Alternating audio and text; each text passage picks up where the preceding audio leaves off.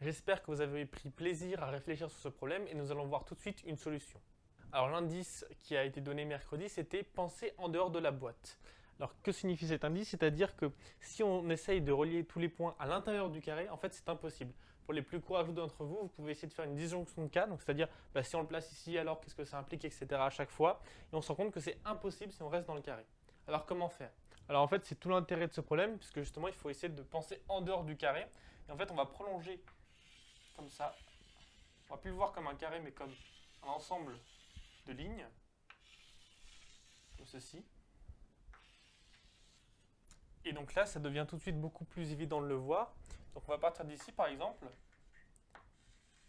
Premier segment, deuxième segment, troisième segment et quatrième segment.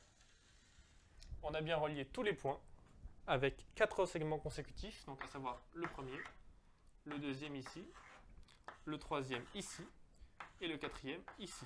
Alors bien sûr, il en existe plein d'autres par symétrie, il n'est pas unique. Donc voici la solution du problème avec 4 segments consécutifs. Si on cherche la solution pour 3 segments consécutifs, en fait, il ne faut pas considérer des points, mais il faut considérer des cercles qui ont du coup un diamètre. Et en fait, il suffit de dire que ils sont plus ou moins gros. Et à partir de ça, on peut faire une forme de Z qui permet de tous les relier, mais c'est pas très mathématique, c'est pas très élégant. Voilà, donc j'espère que le problème de la semaine vous a plu. Et n'hésitez pas à essayer de faire celui de la semaine qui arrive. A très vite sur le Max de Culture. À la revoyure.